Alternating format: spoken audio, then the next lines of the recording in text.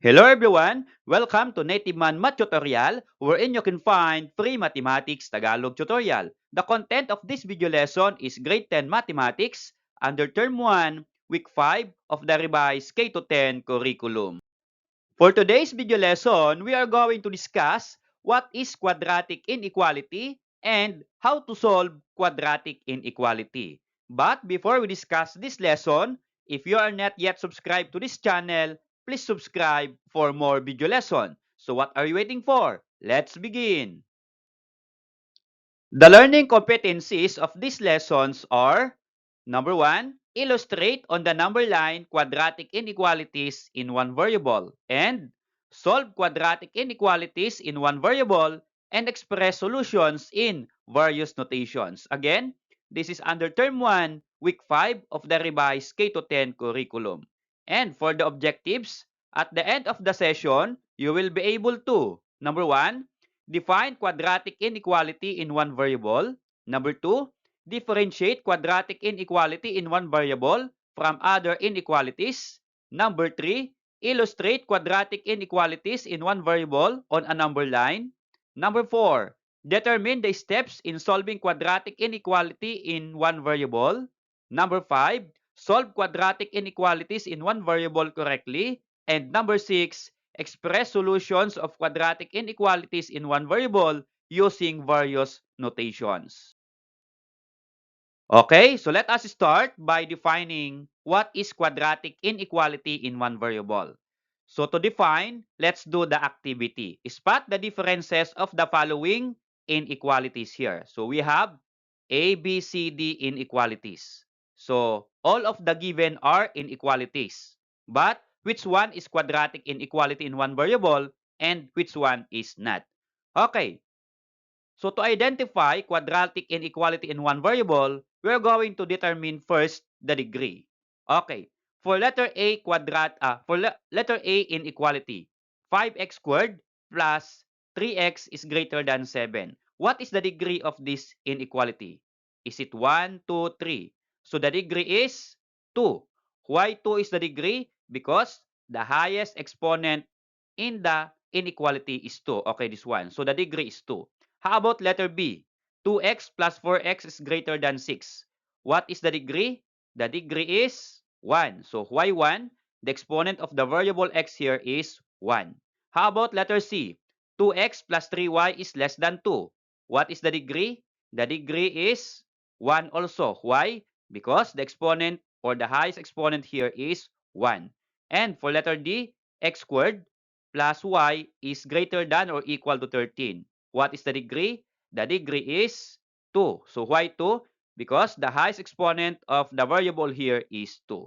Okay, now, after identifying the degree, we are going to count the number of variables involved or given in the inequality. Okay, for letter A, so how many variables are there? So we have only 1. So the variable used there is only 1. Why? We use only variable x. Okay? So even though there are 2x here, but we count as 1 because x is only the variable here. Okay? How about letter B? How many variables? Only x. So the variable used is 1. How about letter C? X and y. So how many? There are two variables. Okay? The variable x and y. How about letter D? Okay, how many variables? Again, there are two variables here, the x and the y. Now, after determining the degree and the number of variables, we are going to determine if the given is quadratic inequality in one variable or not quadratic inequality. Okay, so here, from the word one variable, the inequality should contain only one variable because from the title, quadratic inequality in one variable. Okay, so here, the variable here or one variable only is what? Letter A and letter B inequality. Okay, and the degree should be 2. Why? The degree should be 2 because from the word quadratic, quadratic means 2. The degree is 2. Okay. So for letter A, 5x squared plus 3x is greater than 7. So the degree is 2, quadratic. and there is only one variable. So letter A, that is quadratic inequality in one variable. Okay, how about letter B? The degree is 1 and the number of variable is also 1. So the number of variable is 1, okay, but the degree is 1. Therefore, this is not quadratic inequality. So what do you call this inequality? This is linear inequality, not quadratic inequality. Okay, letter C. So here, there are two variables. Then that is not quadratic inequality. And also, letter D, two variables. Here in our quadratic inequality in one variable should contain only one variable. Okay? So for letter A, this is the example of quadratic inequality in one variable. Okay, so this is the definition of quadratic inequality in one variable. An inequality that involves a quadratic expression, the second degree polynomial, with only one variable. It uses inequality symbols such as is less than, is greater than, is less than or equal to, and is greater than or equal to. And solutions are in interval. And the standard form of quadratic inequality in one variable is this one. We have ax squared plus bx plus c is greater than 0, or any symbol may be used here. And we're in the a, b, c variables here, this one, a, b, c, are real numbers. So those a, b, c here are represent numbers, and a should not be equal to 0. So it's okay that b is 0 and c is 0, but a should not be equal to 0, because if a is 0, then that is not quadratic inequality. Okay? And x is the variable used here. And here, the difference or the different quadratic inequality in one variable in standard form can be ax squared plus bx plus c is greater than 0. Okay, it can be is greater than or equal to 0, can be is less than 0, can be is less than or equal to 0. So you can use all the four symbols of inequality. And if the inequality is look like that one, then that is called complete quadratic inequalities. Okay? How about this inequality? We have ax squared plus bx is greater than 0. So c is not here. And for the second inequality, we have ax squared plus c is greater than or equal to 0. So c is there, but b is not there. Okay?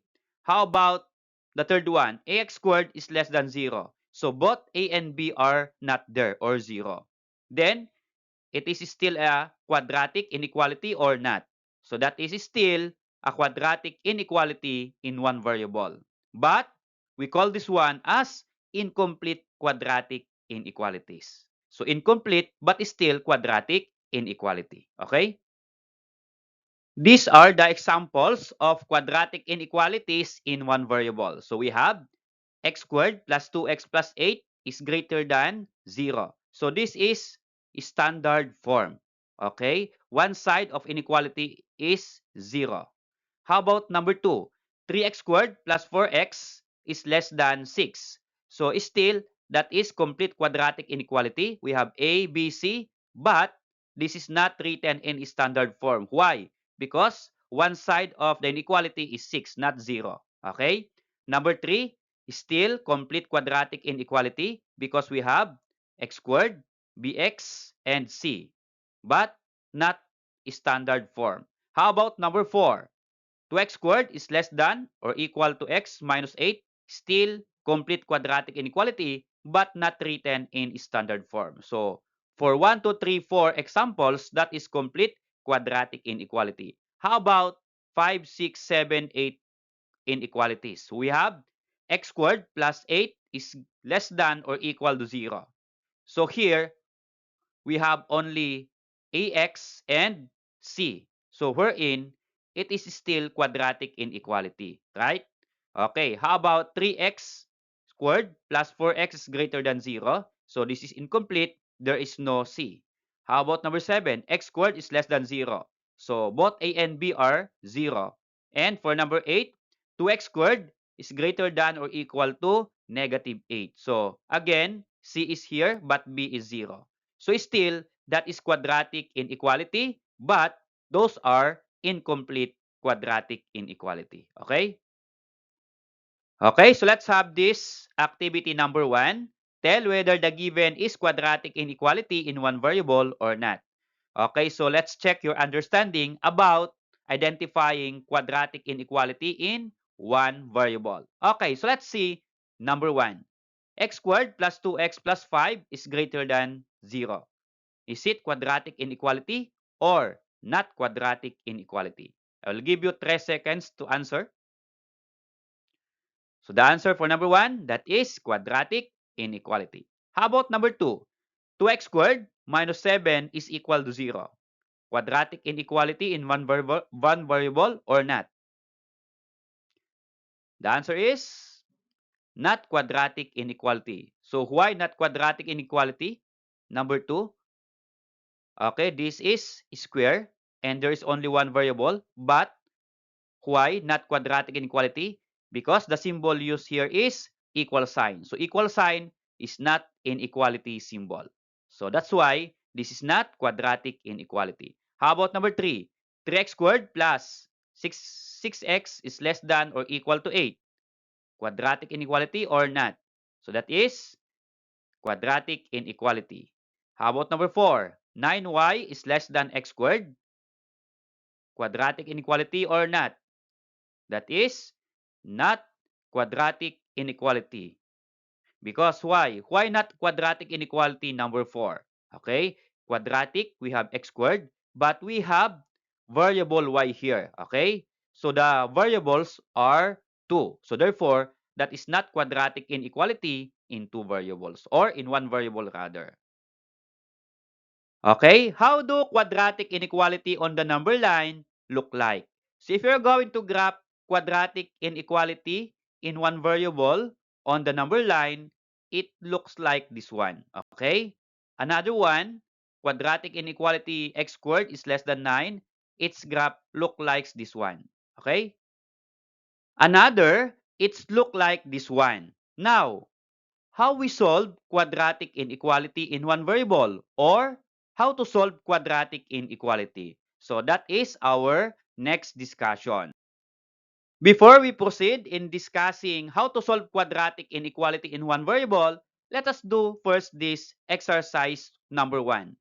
What is answer what is being asked, or this multiple choice, you're going to choose the letter of the correct answer. Number 1, which of the following is a quadratic inequality in one variable?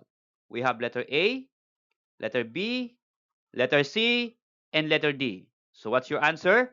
I will give you 3 seconds to answer. Okay, the correct answer for number 1 is letter A. So that is quadratic inequality in one variable. So letter B is not because x cubed 3 degree. Letter C, okay, this is not quadratic inequality because it used equal sign. And letter D, this is not quadratic inequality in one variable because the degree is 1. How about number 2 question?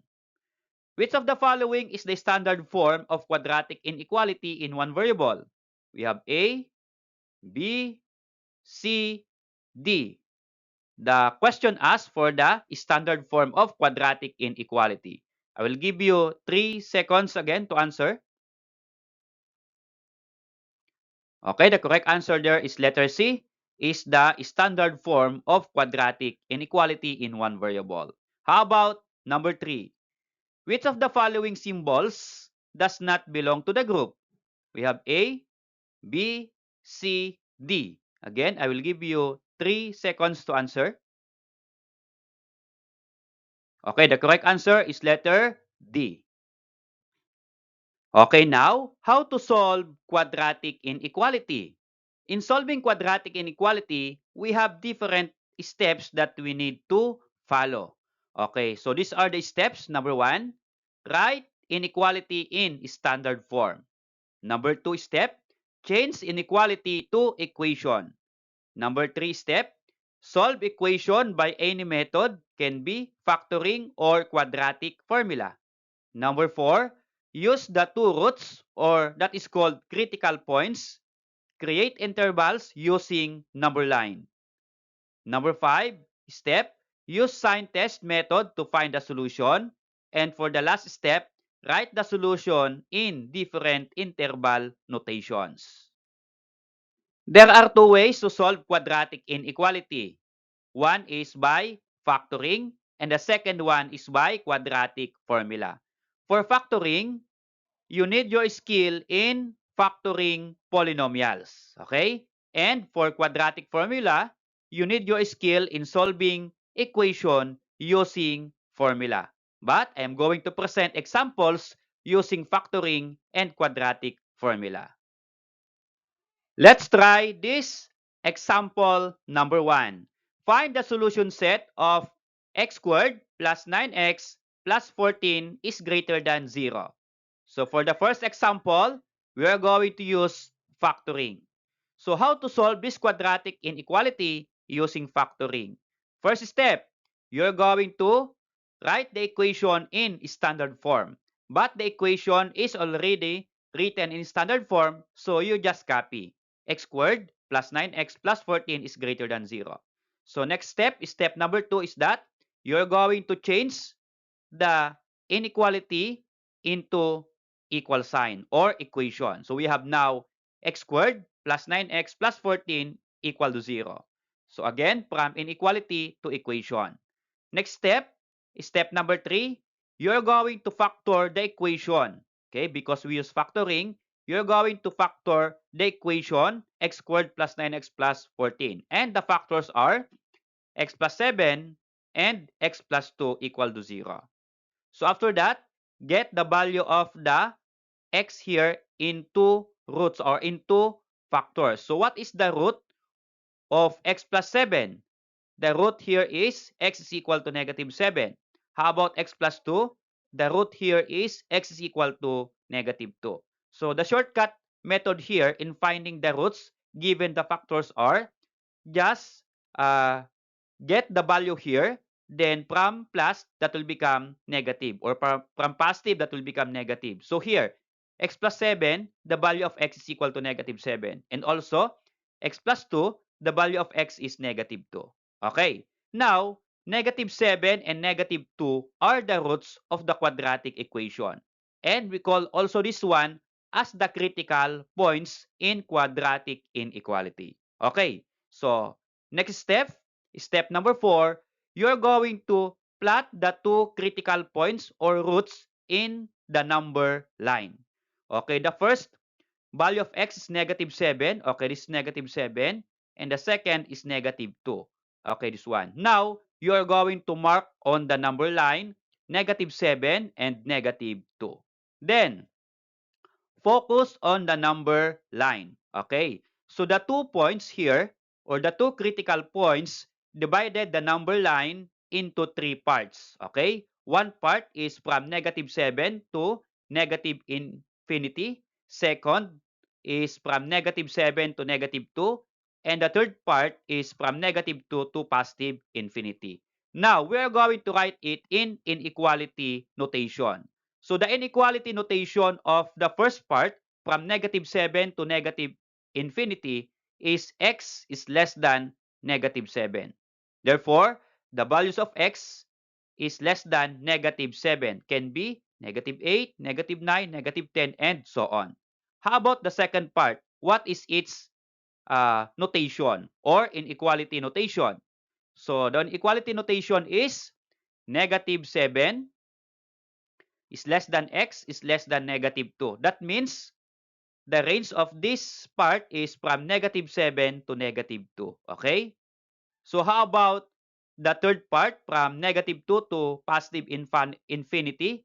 This will become x is greater than negative 2. That means the values of x are from negative 1 to positive infinity. So these are the interval notations of the three parts on the number line. Now, we are going to write in notation or as what you call this notation? interval notation. So this is inequality notation and this is interval notation. So the interval notation of the first part is from -7 to -infinity. The second interval is that from -7 to -2, and the third one is from -2 to +infinity. Okay, so again, this is inequality notation and this is interval notation.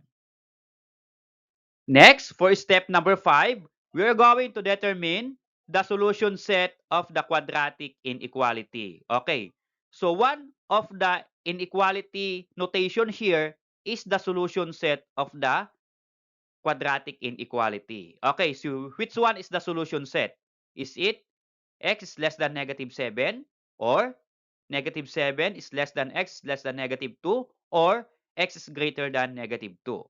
So we don't know yet which one is the solution set. Now, we are going to use sign test. So sign test, I'm going to present it using table. Okay, in the table, the first column are the factors. Later, I'm going to present.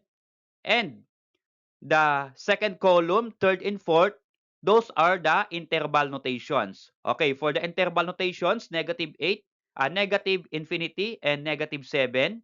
Okay, that is the first part. The second part of the number line is -7 to -2. Okay, this part, and this is the range.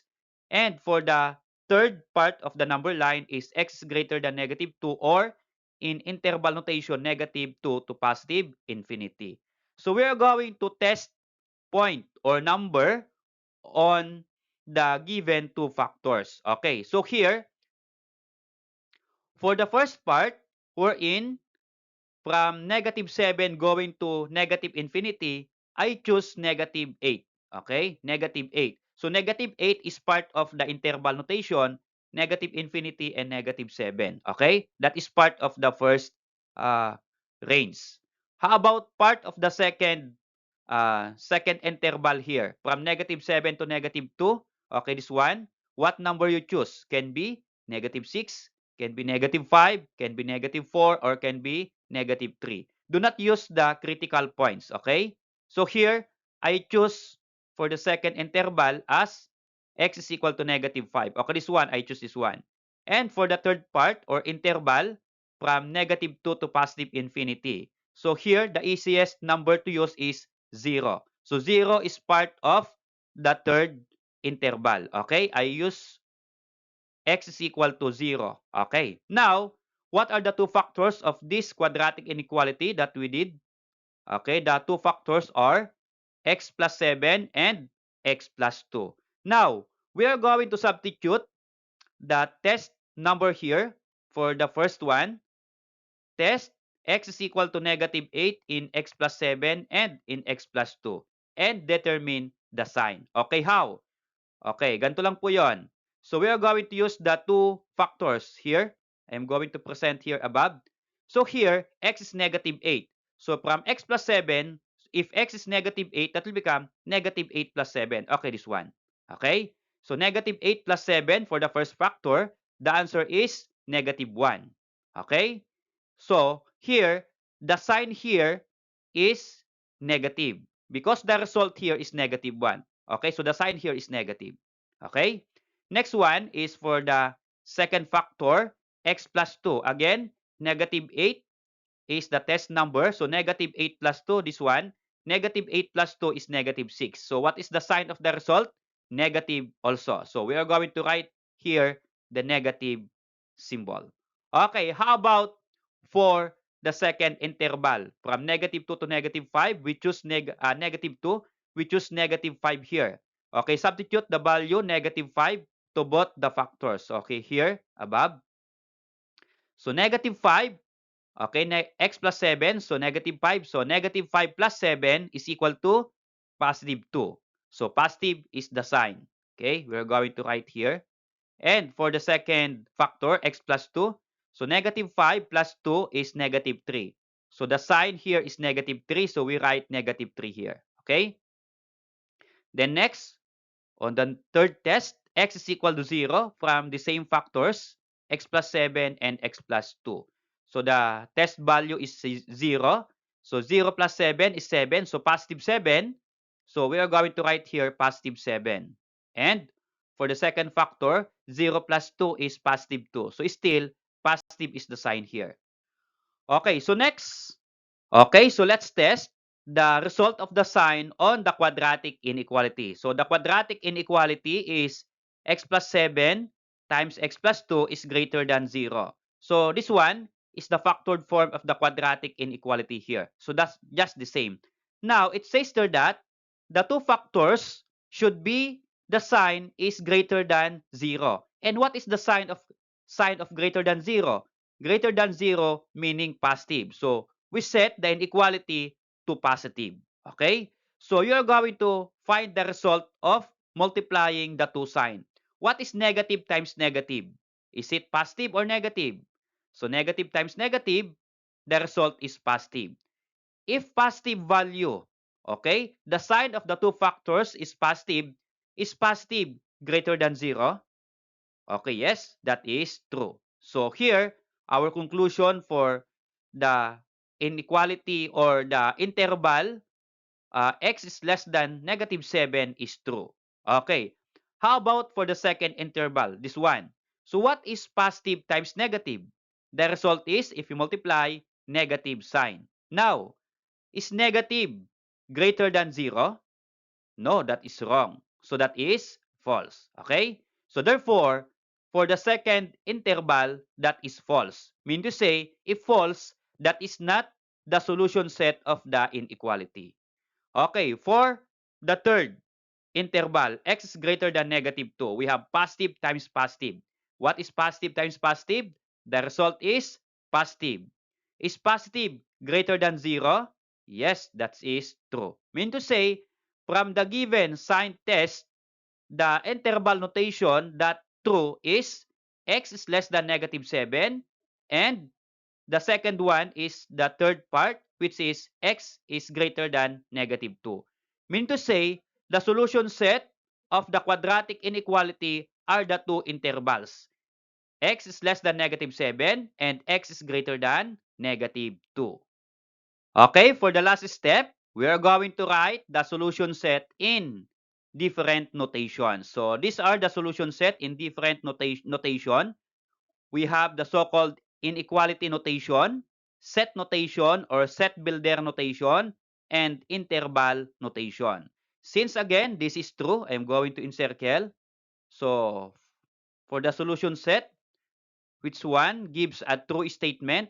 Okay, the solution set, first part and the third part. Okay, for the inequality notation, so the solution set is x is less than negative 7, this one, or x is greater than negative 2. So you use or for the two solution set. How about set builder notation or set notation? So you write in this form, x such that x is less than negative 7, this one, or x is greater than negative 2, okay, this one. And for the interval notation, so this is the interval, okay?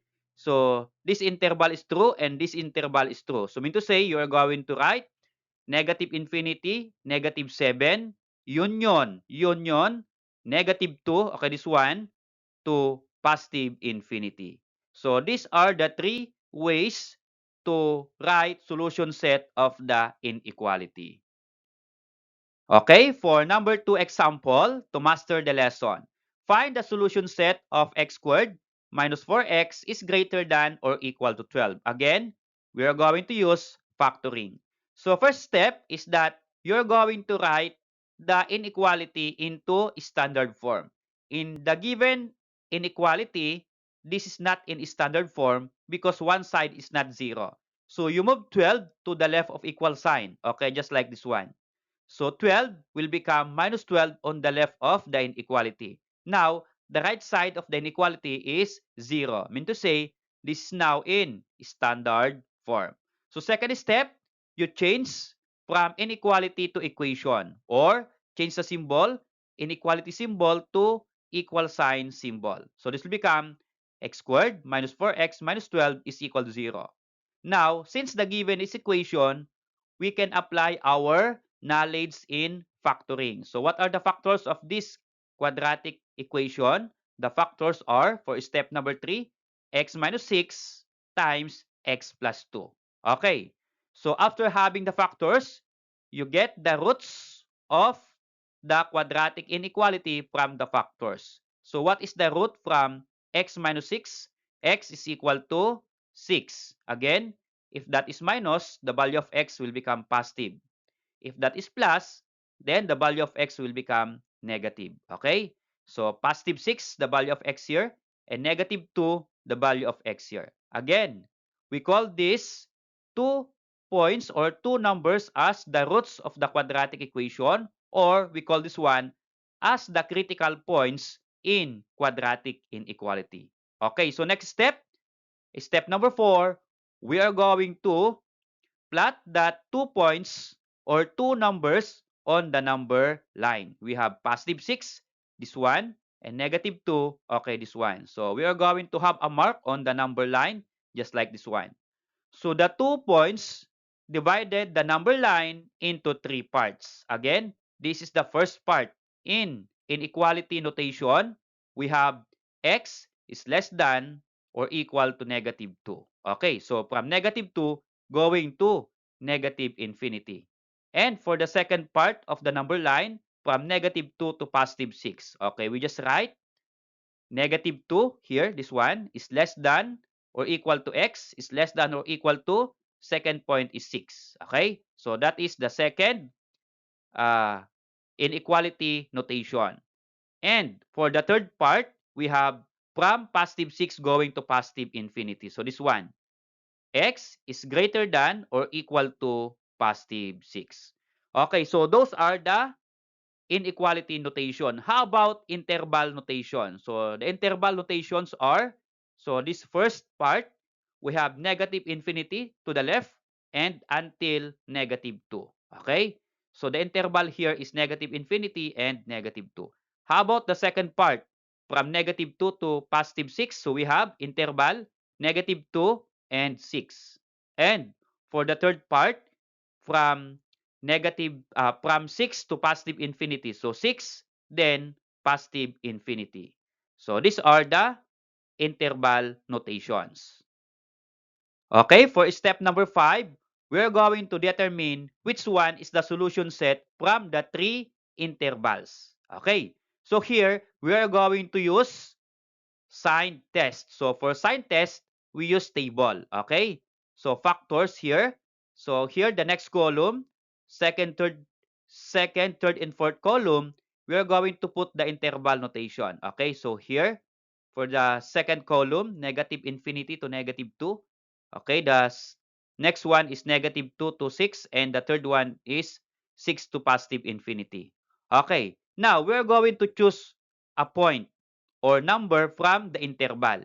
So for the first interval, from negative 2 to negative infinity, what number you want to choose? Is it negative 3, negative 4, negative 2? So, negative 5. Do not choose negative 2 here. So here, for the first part, I choose negative 3. Okay, this one. Okay, negative 3 is part of the first interval. How about second interval? Okay, from negative 2 to positive 6. What number you want to test?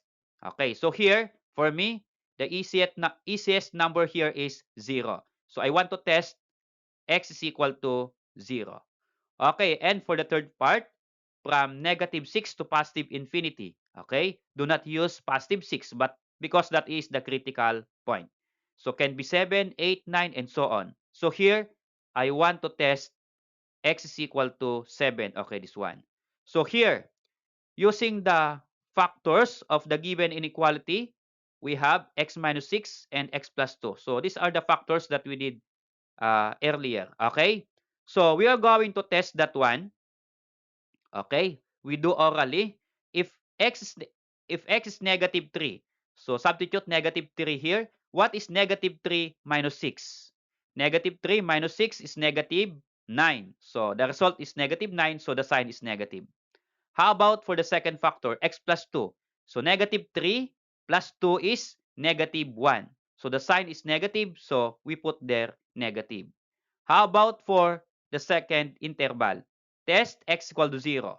So if x is 0, 0 minus 6 is negative 6. So the sign here is negative. Okay? And for the second factor, 0. So 0 plus 2 is positive 2. So the result is positive. How about the third interval? Test x is equal to 7. So if x is 7 here, the first factor, 7 minus 6 is positive 1. Okay? So the sign is positive here. And for the second factor, 7 plus 2 is 9. So positive. So we write positive here. Okay, next, we are going to test if the result of the sign is true or false. Okay, so here, x minus 6 times x plus 2, okay, this one, that is greater than or equal to 0. So mean to say, the result of the sign of the two factors should be positive. If that is positive, then that is greater than or equal to 0. That is true. Okay. For interval, okay, for interval, x is less than or equal to negative 2. Okay, this one. First interval. What is negative times negative? The result is positive. So therefore, if positive, then that is true. Okay? Next, this one. Negative times positive. What is the result? Negative times positive is negative. So the result is negative. Okay?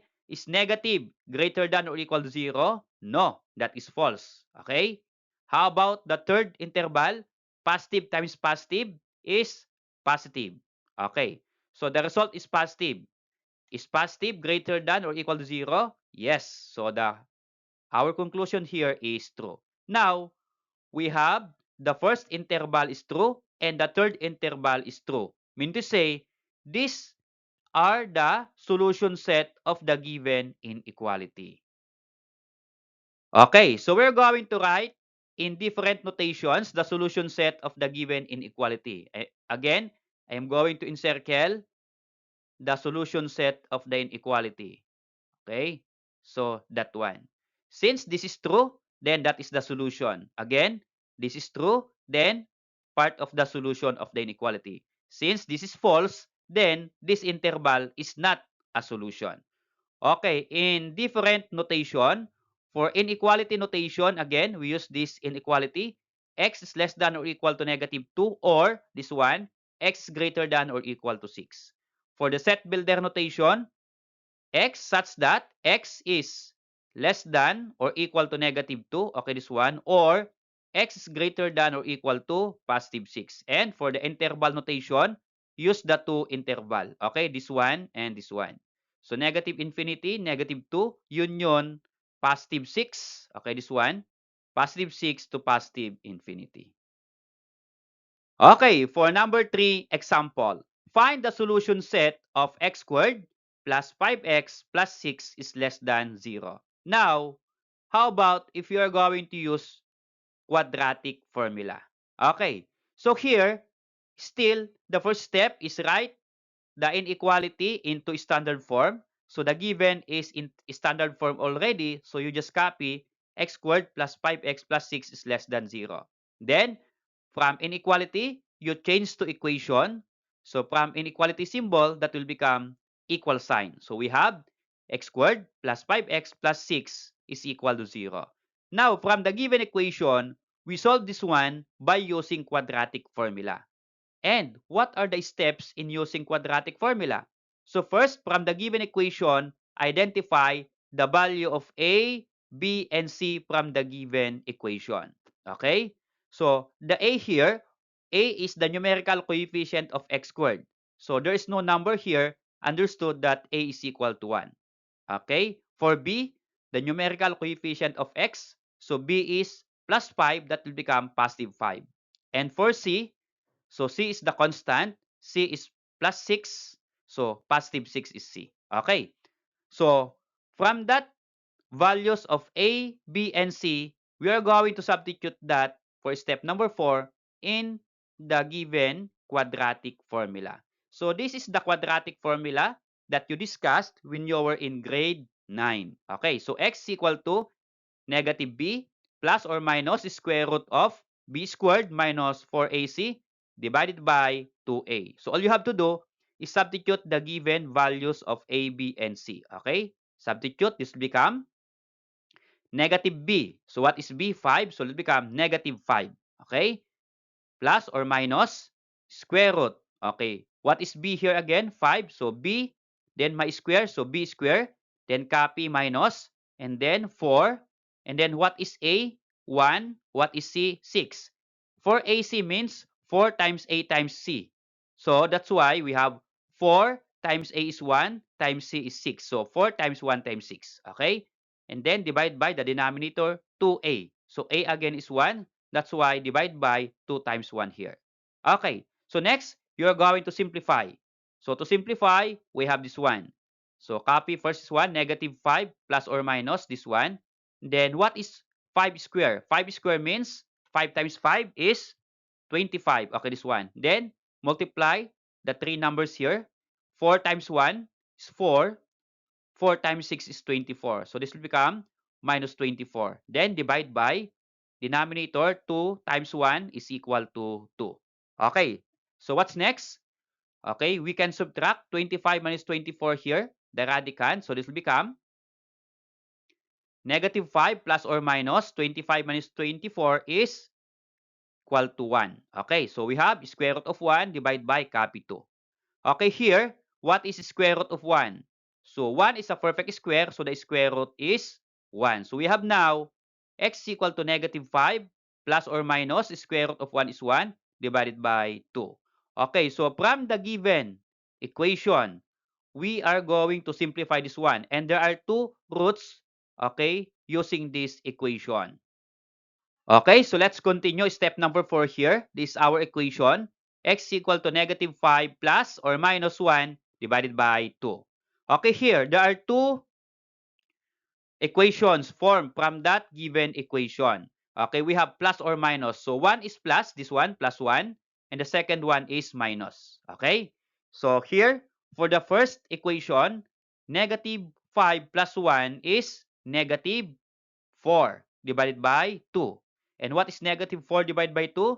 That is negative 2. So the first root is negative 2. How about the second equation? Negative 5 minus 1. And what is negative 5 minus 1? That is equal to negative 6. Then copy, divide by 2. So what is negative 6 divided by 2? The result is negative 3. So the two roots are negative 2 and negative 3. Okay? Or again, these are called the critical points in the quadratic inequality. Okay? For step number 5, we are going to plot the two roots that we got from solving using quadratic formula. So the two roots are negative 2 and negative 3. So we're going to plot again on the number line. So here, negative 2, this one, and negative 3. Okay. So we are going to create interval from the given number line. Okay. So here, the first interval is from negative 3 to negative infinity. Okay. So what is the interval there? So x is less than negative 3, going to the left. How about the second interval? So here, from negative 2 to negative 3. Okay. So this will become negative 3, this one, smaller than negative 2. So negative 3 is less than x is less than negative 2. Okay, and for the third part of the number line, from negative 2 to positive infinity. Okay, so this become x is greater than negative 2. Okay, so we're going to identify the interval notation because this is inequality notation. For the interval, we have the first inequality here. Okay, negative infinity to negative 3, this part. How about this one? From negative 3 to negative 2. Okay, and the third part, so we have negative 2 to positive infinity. Okay, so here, since we use quadratic formula, we cannot use sign test because sign test is for what? For factoring only. So we are going to test the given. Okay, test the inequality notation here. Okay? So for first part, inequality or the first interval, we have, I want to choose negative 4 here. Okay? So why negative 4? Negative 4 is part of the first interval because the first interval is from -3 going to the left. Okay. How about this one? -2 to -3 or -3 to -2. So here, there is no whole number between -2 and -3. So you use fraction. Okay. Can be -2.5, can be -2.1, can be -2.3. So I use here -2.5. In fraction, -5/2. Okay. That is fraction of -2.5. How about for the third part? Okay, this one. From -2 going to the positive infinity. And 0 is part of the third inequality. Okay. Then I want to choose x is equal to 0. Okay, so how to test if we cannot use sign test? Using the original, okay, this one, quadratic inequality, okay, x squared plus 5x plus 6 is less than 0, we're going to substitute the number, the test number in the given inequality. So here, -4. So substitute -4 to the inequality. So this will become -4 square plus 5x. So 5 times -4 plus 6, copy is less than 0. Okay, so simplify. What is -4 square? That is positive 16 plus 5 times -4 is -20 plus copy 6 is less than 0. Okay, if you're going to sum up this one, 16 plus -20 plus 6, the result is positive 2. Is positive 2 less than 0? Yung 2 ba ay mas mababa sa 0? That is false. Okay, so 2 is not less than 0. Okay, how about the second interval? -5/2 is the test point. Okay, so using again the formula, x squared plus 5x plus 6 is less than 0. So substitute -5/2. So this will become -5/2 square plus 5x. So 5 times -5/2 plus copy 6 is less than or equal to 0. So simplify. -5/2 square is positive 25/4. So how? Multiply 5 times 5, 25. Denominator 2 times 2 is 4. Okay, plus 5 times -5/2. Again, multiply 5, okay, by the numerator. 5 times -5 is -25. Then copy the denominator 2. And then copy plus 6 is less than 0. Okay, if you're going to simplify all this one, 25/4 plus -25/2 plus 6, the result is -1/4. Is -1/4 less than or equal to 0? Yes, that is true. So negative is less than or equal to 0. How about the third test? X is equal to 0. So substitute in the given equation. If x is 0, this one, so 0 squared plus 5 times 0 plus 6 is less than 0. So what is 0 squared? 0. Okay? 5 times 0, 0. Then plus 6 is less than 0. So 0 plus 0 plus 6, that is equal to 6. Is positive 6 less than 0? No, that is false. Okay? Positive 6 should be greater than 0. So we have true statement here.